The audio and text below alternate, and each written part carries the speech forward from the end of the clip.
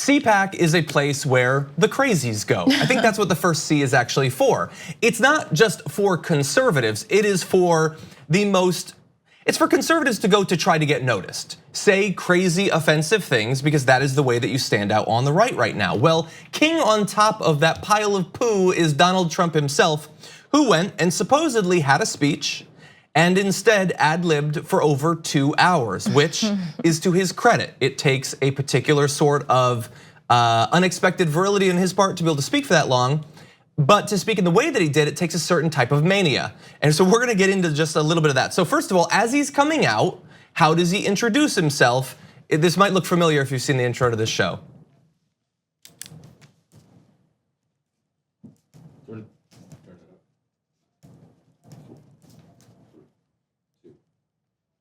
That wasn't weird at all. So the reason he did that is because the standards and expectations on the right are dropping precipitously. So it used to be you'd wear a flag lapel pin, or you would say, oh, God bless America, you'd say something. Now, you literally just grope a flag. And I don't know what comes after that. I don't think any of us wants to know what comes after that, but that was the intro. To the longest speech, reportedly at least. It's still going. Actually, we're gonna have live updates. Yeah. Okay, why don't we get into some of the substance? Okay. So understand that we're gonna be jumping around. The reason is that he was jumping around. He would talk about Robert Mueller and then go to tariffs and then go to made up names and then go back to Robert Mueller. So first, here is his thoughts on one of his, remember, closest allies, Jeff Sessions, one of the first people to declare for him and to support him from the very beginning. This is how he talked about him. The Attorney General says, I'm gonna recuse myself. I'm gonna recuse. And I said, why the hell didn't he tell me that before I put him in? Okay, so obviously there's a lot of things that were considered sort of, you have to do these things and respect these things to be a serious Republican in the past. We just crossed another one off the list. You can literally just make fun of Southern accents. And all the Southerners are like, yeah, we sound stupid. I was gonna say, like, that's your strongest voting base there, bud. This is a group of people that pay to get slapped in the face. Also, just him, you brought up like him talking about a lot of people and kind of making fun of people, but he just like neglected to point out that he appointed these people. These are products of your decision making. Yeah. And why didn't you tell me that you were gonna recuse yourself? One, you should have been able to see ahead to that just because of intelligence. Two, that's so weird to stand up there and admit that you want people in place who would protect you from this Russia investigation. That was a weird tell that maybe that's part of it you shouldn't have said. You can't talk about being mad at him for not protecting you. Yeah, so there's from something that you're saying nothing's gonna come of it anyway. Exactly, you would not need any protection if there was nothing to be protected against. Right. And there's a lot of stuff that if you were a fan of Trump and you were a critical thinker, you would have had many reasons over the past couple of years to be very worried about the weird lies and backtracks and conflicting accounts of what happened during the campaign, what has happened since the campaign. This one that's effectively an admission of guilt.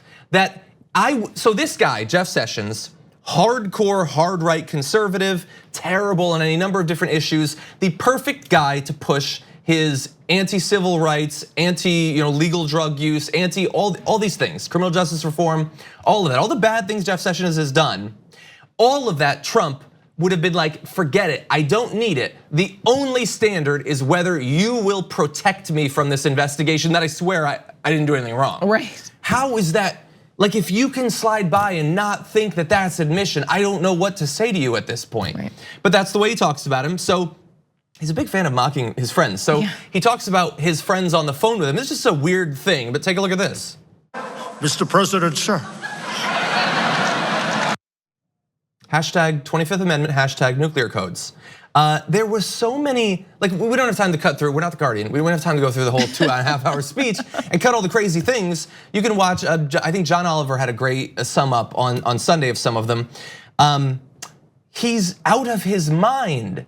And any sort of expectation of respect or gravitas, the idea that if you're gonna be president, you should deserve the role, you should have earned the role, you should be the best of us, at least in some respects. 100% gone. All they want is the best right-wing troll. Someone who's going to make fun of things, doesn't matter if it's true, they don't care if it's true, they just want someone who's going to make them laugh a little bit as the American ship sinks below the waves. Right, that was like a common theme of this speech. It doesn't matter if it's true. Because we talked about this weird phenomenon that people are, right-wingers are like grasping a hold of, this post-failed abortion baby murder, which, what? Yeah. And the racism when he started talking about immigrants, excuse me. It just, it's hard to watch, honestly. It's not funny, it's not cute. It's not funny to be like, oh, he's so crazy. It's disappointing, it's embarrassing, it's awful. It should be scary. Yeah. Because again, this guy, if he wanted to right now, unless something crazy happened that isn't in the codes in any way, but he could launch a nuclear weapon if he wants to. And he's up there hugging flags and the blatant lying, saying that undocumented immigrants that are released and told to come back for a court date, he said 3% show up. Depending on which program you're talking about, it's between 76% and more than 90%. So you go from what he says 3%, and everyone in that audience now will believe that to the end of their days. They can never be shaken from that belief. He was only off by 74 to 89% or so.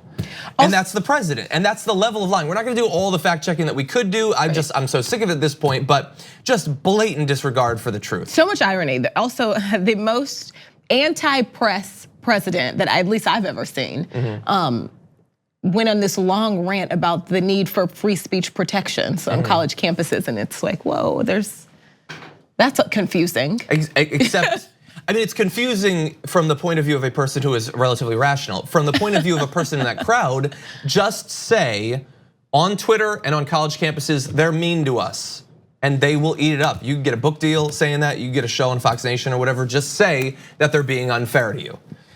So I wanna add, so we had the flag, grope it like a weirdo. So now the relationship with nationalism, patriotism, all that is sort of weirdly changed. Mocking Southern accents, totally cool, totally expected. Mock my accent, just make fun of me. Not me, I'm talking about his fans. I'm like trying now to let's think add, hold on, one more. Okay. He's talking about Dave Weigel. So Washington Post reporter, he says lied about the attendance at one of his crowds because there's literally nothing in this world he cares more about than the attendance at his crowds. He talked again about his inauguration crowd there. Said that he had lied about how many people were there, and it was some weird way he got around to that he was late to one. He said he got there too early and took a photo, but then later said he got there too late because he doesn't fly private. And the crowd just laughed. The idea that a reporter flies on commercial airlines is a punchline now. First of all, I don't know any reporter that flies around the country on private airlines, but the idea there is, I fly on private airlines and these peasants don't, and CPAC laughed. Again, what I would have said in the past was, they used to think that being an elitist was a bad thing. That's what the liberals were, the elitists, but now they've changed to, we wanna be the elitists. But that's not true either. They still hold the elitists are bad thing and now make fun of people for not flying private. They maintain both of those things at the same time. Because nothing makes sense. No, nothing makes sense. Yeah. They think simultaneously it's horrible if you're rich and thank God the richest guy is on our side. It's horrible if you have privilege and thank God our president flies private and all that. Nothing makes any sense. It is just a swirling vortex of insanity, but they had fun there. It was entertaining. I don't doubt that every single person in that crowd thought this was the best speech a president has ever given. When it doesn't even really rise to the level of being deigned speech.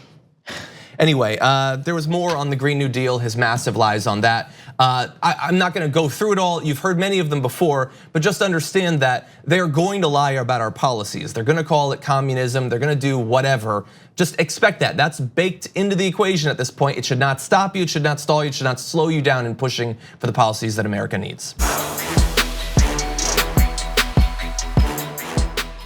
Thank you very much for watching this clip from the Damage Report. If you liked it, don't forget to subscribe to this channel and ring the bell on YouTube to get notifications of our new videos. And of course, you can catch the full Damage Report live every weekday at 1 p.m. Eastern, 10 a.m. Pacific on TYT Network on YouTube TV.